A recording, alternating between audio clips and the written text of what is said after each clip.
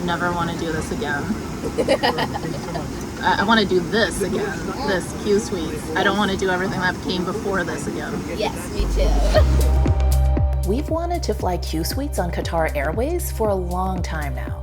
It's widely considered to be one of the best business class experiences in the world, with refined service, great fine dining, and spacious suites arranged in an innovative quad configuration.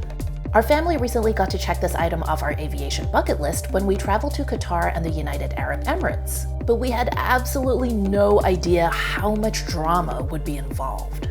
Now, if you believe that any negative opinions in a flight review video equate to entitled whining, then I'm letting you know right now, this video is not for you. So many things went wrong on our journey, and in this video, I'm going to be sharing all of it in an open and transparent way. So this is your final warning. If you only like watching flight reviews where everything is rainbows and unicorns, now is your chance to switch this video off, because we're going to be showing you the reality of flying in this day and age, including the good, the bad, and the ugly. Serge. Yes. What's going on with this? I thought we were the family that flies carry-on only. This trip is gonna be a little longer than usual, so we've got 4 carry-ons and 2 check bags.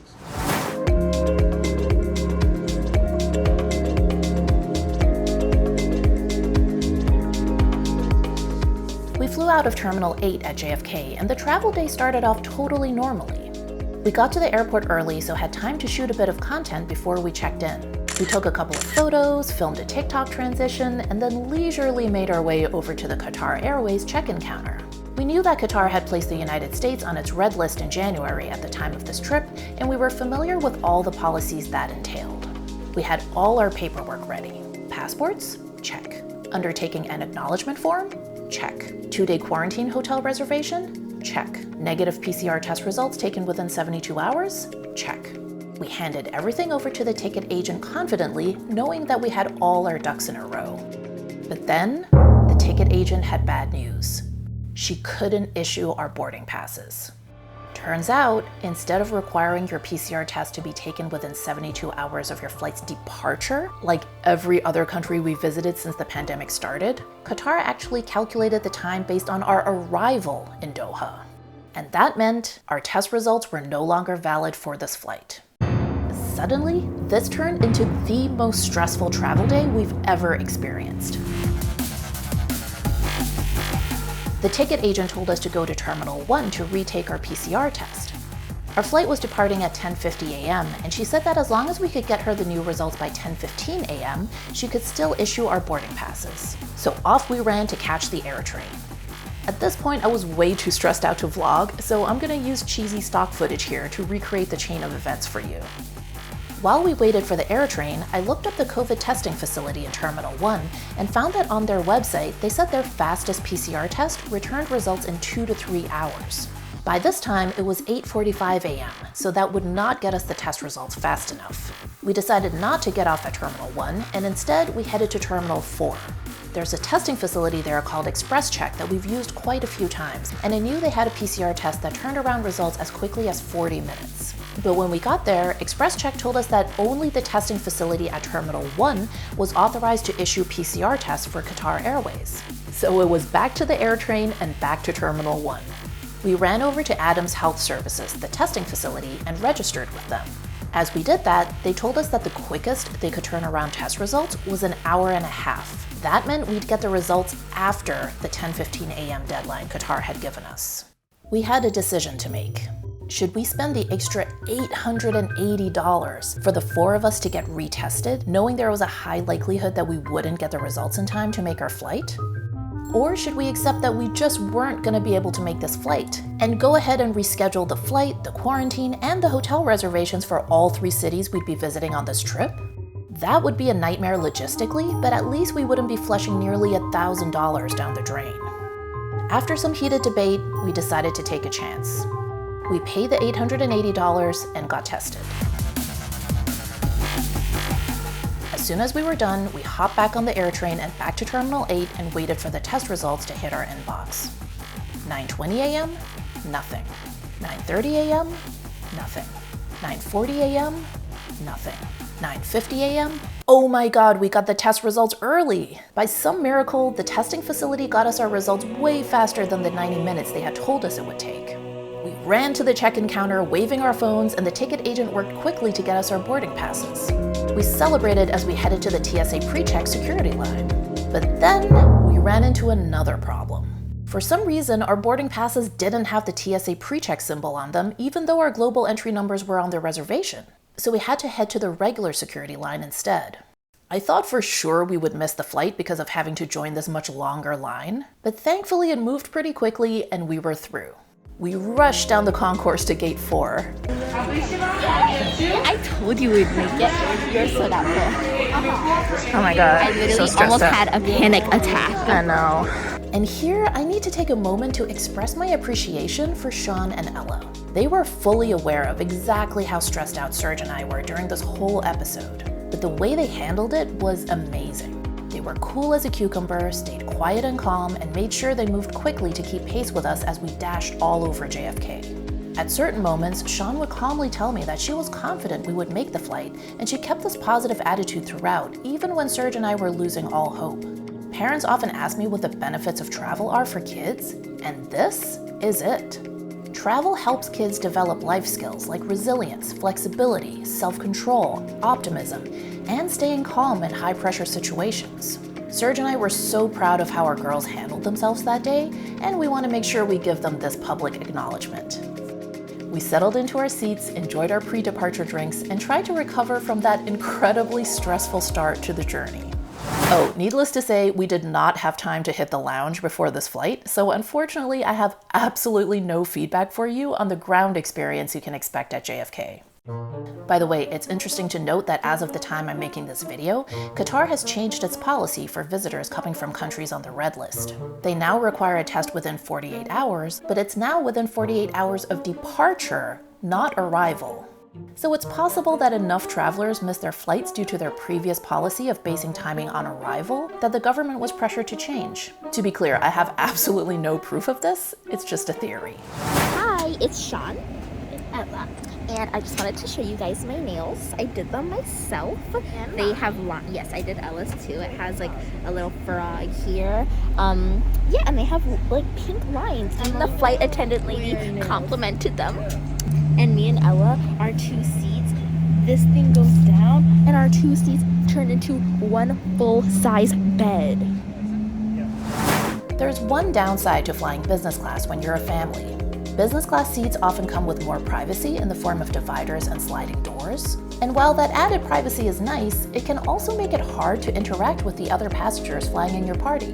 One thing that makes Qsuites an especially good choice for families is the unique cabin layout.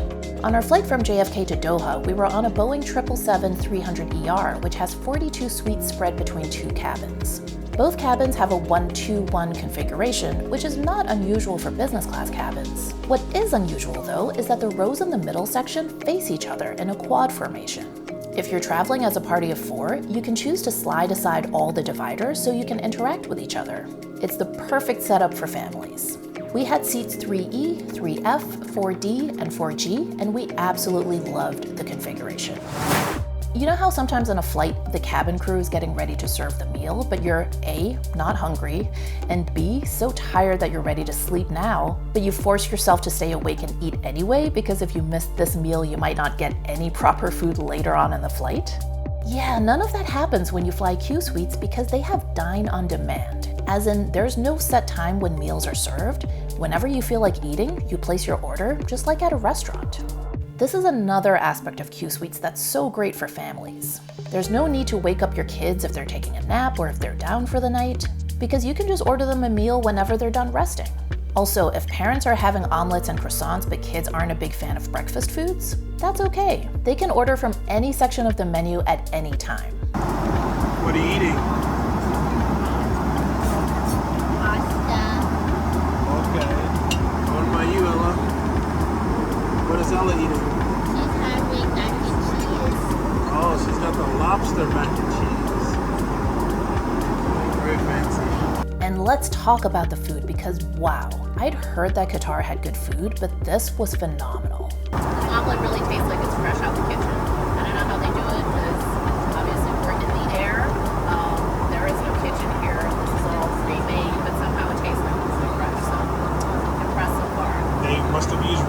right? Not that powder stuff, right? No powdered eggs. Breakfast was good, but so was the rest of the menu. Serge and I tried the short ribs, the roasted chicken, the tuna tataki, and of course the famous Qatar Airways Arabic mezza.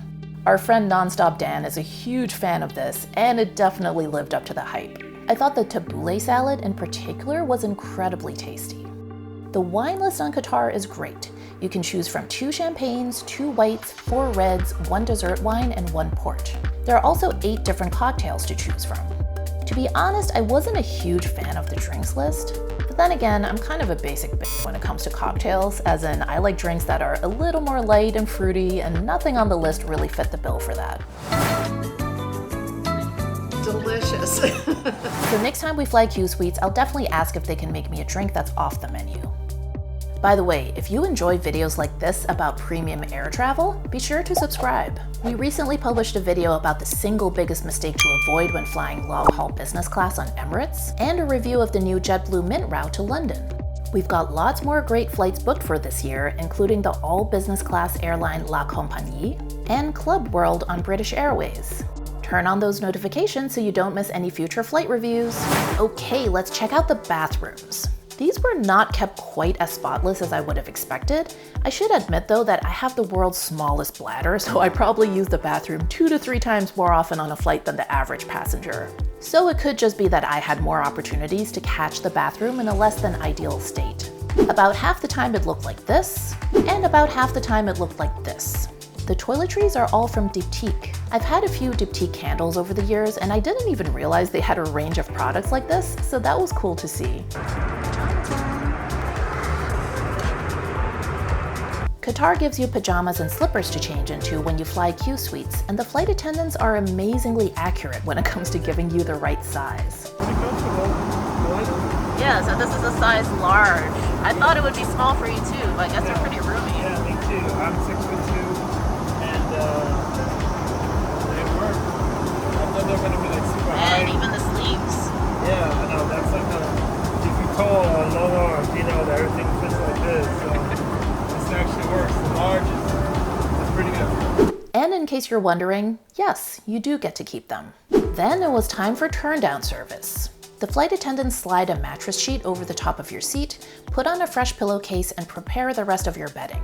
Sean and Ella were in an odd-numbered row with rear-facing seats. These seats are right up next to each other, and when they both recline to a lie-flat position, you essentially have one big double bed. Serge and I were in an even-numbered row with front-facing seats. Our seats were closer to the aisle, and we had more distance between us. So if you'd like to experience the double bed configuration, be sure to book an odd-numbered row. So Sean, tell me about the experiment that you just did.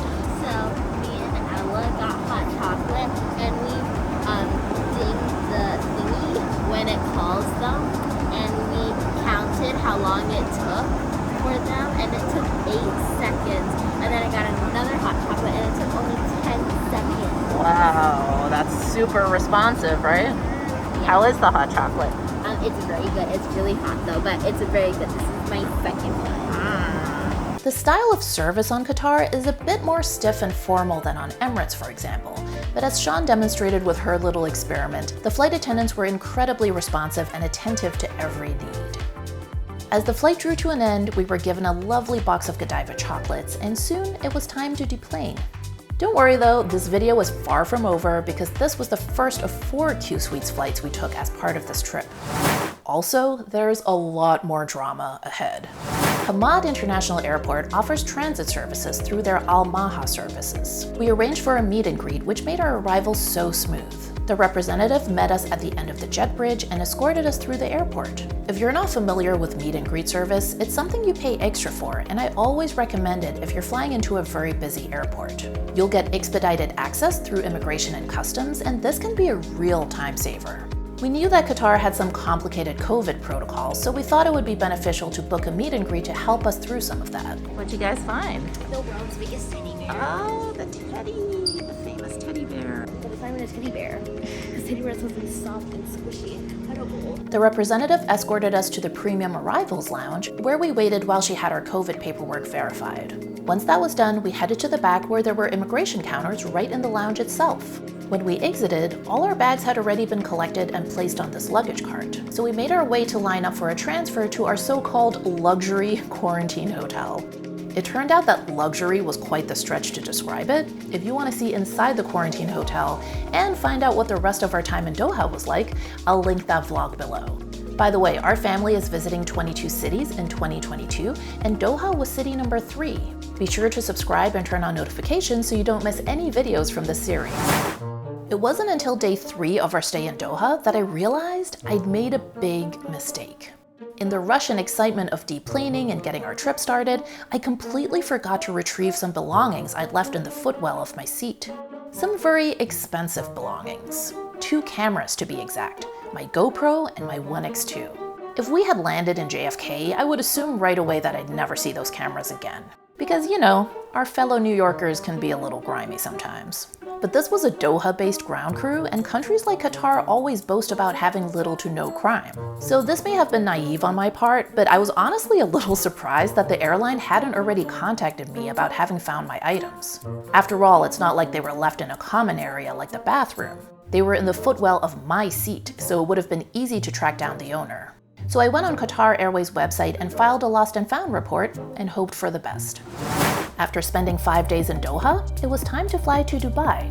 Many travelers don't realize this, but for short-haul flights within the Middle East, Qatar Airways classifies their forward-most cabin as first class, even though it's actually business class. Because of that, we got to experience the best airport check-in we've ever had. This is the Al Safwa first class check-in area. Instead of standing in front of a counter, you sit down at a desk in one of these luxurious semi-private spaces with a plush carpet. You're offered a hot towel while you're being checked in, and the bellman will handle all your bags. After we checked in, we went through immigration and took the elevator up to the Al Safwa first class lounge. Unfortunately, we found that the particular fare type we booked did not include lounge access. But many fares on this route, even award tickets I believe, do get you access to this lounge, so if you get a chance, definitely go. I've only seen photos and videos of it online, but it is seriously impressive. It actually looks more like a museum than an airport lounge. I'll link below to Dan's video about flying first class on the Qatar Airways A380 so you can get a glimpse of what it's like inside. This flight was on the Airbus A350-1000, which has the same 121 configuration as the 777 Qsuite's cabin, with the quad suites in the middle. This time around, Serge and I both opted for a window seat.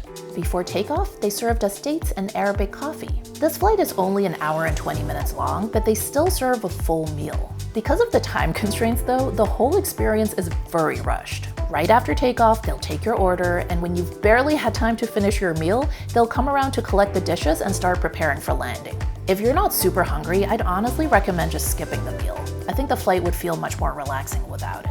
As we made our way through the Dubai airport, we were in for yet another unpleasant surprise. This wasn't listed anywhere on Dubai's official travel requirements website, but unbeknownst to us, they were forcing every single person flying in from Qatar to take a COVID test upon arrival at the airport, even though all of us had already shown a negative COVID test to get on this flight in the first place. This process took over an hour. They crowded everyone together with zero attempts at maintaining any kind of social distancing. It was so unsafe. I was like, oh my God, we are for sure gonna catch something here because this was so poorly managed. It was literally the only moment from our entire Middle East trip that felt unsafe from a COVID perspective, which of course was ironic since the testing was supposed to help decrease the spread of COVID. About halfway through our time in the UAE, I realized that I had never heard anything back from Qatar Airways about my lost cameras. When I submitted my claim, they said they would contact me with an update within 5 business days, but that had come and gone with no word from them. I logged onto the website to check the status of my claim, and there I saw that the first phase of the process, which was them initiating an investigation, hadn't even begun yet. So I emailed them to ask for an update.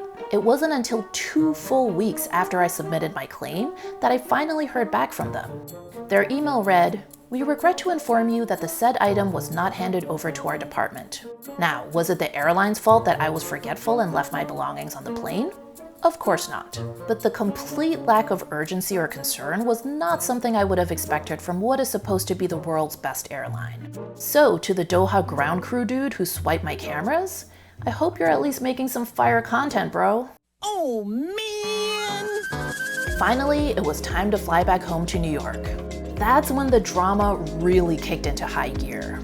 Shortly before our trip, the US had changed its travel requirements so that travelers returning to the US had to show negative results from a COVID test taken within 1 day of departure instead of 3 days as it was before. The day before our flight, we went to get our tests done. Unfortunately, the testing facility we went to didn't seem to have antigen tests, which are cheaper and return faster results, so we had to pay through the nose for rapid result PCR tests. We all tested negative as usual, except for Serge. His test came back positive. We were shocked because, believe it or not, we're that rare family that has never caught COVID once, despite living in New York City and despite all the traveling we've done. We never caught the original variant, we never caught the Delta variant, and we never caught the Omicron variant, except maybe now? Serge went back to the testing center and took a second PCR test. That test came back negative, which was a relief, and we assumed that the first test was one of those unusual false positives. But we wanted to make sure that we were cleared to fly, so we called the airline to explain the situation, and they said that as long as we could produce a negative test, it was all good. We would be flying from Dubai to Doha, and then from Doha to New York. Our flight out of Dubai was supposed to depart on Friday at 11:35 p.m. Unfortunately, that flight got canceled, presumably due to staffing shortages, and they rebooked us on a flight that departed 6 hours later on Saturday at 5:30 a.m. So we got to the airport in the middle of the night to check in. Remember how I said earlier that Qatar's short-haul flights within the Middle East are classified as first class, not business class? And remember that incredibly luxurious first-class check-in area at the Doha airport? Yeah, the experience flying out of Dubai is a little different. Everybody checks in here. There are 2 counters here for first and business class passengers, but other than that, the experience is exactly the same as if you're flying economy. The agents working behind these counters aren't even employed by Qatar Airways. They wear generic uniforms, and I believe they're employees of the airport itself. I'm sure that at one point Qatar Airways had a better check-in area than this in Dubai, but as you may know, the Gulf states had instituted a 3.5-year blockade against the state of Qatar that was only lifted early last year. So I imagine this terrible setup they have at the Dubai airport is related to that. When we tried to check in, the ticket agent told us that because of a snowstorm on the East Coast, our connecting flight from Doha to New York had been canceled. That was unfortunate, of course, but these things happen, so we asked them to rebook us on the next available flight. And that's when they told us they couldn't do that. Apparently, because they didn't actually work for Qatar Airways, they didn't have the authorization or information or something to get us rebooked. They told us that there was one guy who actually worked for the airline itself, and he's the one we needed to talk to. So we had to flag down this guy and chase him all around the area to try to get his attention. When we finally got to talk to him, he told us there was nothing he could do either, and he gave us a 1-800 number to call. Serge called the 1-800 number, and that representative was able to rebook us, but the flight would be leaving 2 days later. So we asked them what arrangements would they be making for us in terms of accommodations and meals, and guess what they said they would do? Not a damn thing. That's right. Qatar Airways did not help us book accommodations anywhere to stay for those extra 2 nights. They didn't offer any hotel vouchers, meal vouchers, nothing. They told us we had to take care of it on our own, pay out of pocket, and just submit a claim afterwards. At this point, I know at least a handful of you watching this video will be absolutely itching to dash off a nasty little comment telling me that I'm a prima donna if I expect an airline to take care of this. So let me be clear. It is absolutely normal for airlines to arrange hotel accommodations and meals for passengers if a flight gets canceled and they can't be rebooked until the next day or later. When I flew back from Toronto to New York on Air Canada last year, our flight got canceled and everybody was rebooked on flights the following day. Air Canada booked hotel rooms for every single passenger, gave us vouchers to cover taxi rides to and from the hotel, and provided vouchers to cover both dinner and breakfast the next day. If Air Canada, a middling airline at best, can do this, then yes, I do expect Qatar Airways, which is supposed to be the world's best airline, to do it as well. Now, is it Qatar Airways' fault that there was a snowstorm in New York severe enough to make it unsafe to fly? Of course not. But should they have taken better care of their passengers in this situation? Absolutely. There's just no excuse for this complete lack of regard, especially from a top airline like this. We left the terminal, booked 2 adjoining rooms at an airport hotel, and crashed. But wait, the drama wasn't over yet. A day before our rescheduled flight, we went to get new COVID tests since the last round of tests we did were no longer valid for re-entry into the US. And that's when Serge tested positive. Again. We wanted to be absolutely sure, so he took 3 more tests that day from 3 different providers, and they all came back positive. At this point, there was no doubt. Serge had COVID and he couldn't fly. We quickly shifted our living arrangement so that the girls and I stayed in one room while Serge self-isolated in the other room. Serge's positive results had already been flagged by Dubai's health system, so he had to follow their policy and self-isolate for 10 days. We called the airline to explain the situation, and they told us that as long as me and the girls had negative tests, we were still fine to fly back to New York. We had so been looking forward to enjoying the Qsuite squad together as a family on the flight back. We had all these pictures we wanted to take, we had all these fun TikToks we were gonna make, but unfortunately, that couldn't happen. Serge stayed behind to self-isolate in the airport hotel, and I flew back to New York with the girls alone. Fortunately, Serge never developed any symptoms, so he was absolutely healthy the whole time. He caught up on lots of Netflix, lots of sleep, and got to know the room service menu inside out.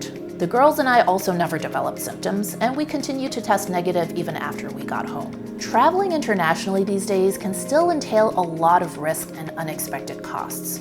We spent thousands of extra dollars we hadn't budgeted for this trip because of all this COVID-related mess. We absolutely loved the in-flight experience on Qatar Airways, and we wouldn't hesitate to book it again, because both the hard product and the soft product were that good. But just about every interaction with the airline outside of the flight itself was deeply disappointing. Qatar Airways proudly touts itself as the world's best airline, but from what we saw, there's still work to be done. Did you know that our family is visiting 22 cities in 2022? If you'd like to watch from the beginning of the series, just click that video right there to watch city number 1. If you haven't already, please subscribe and turn on notifications. And follow us on TikTok and Instagram at Top Flight Family. Thanks for watching, and we'll see you in the next video.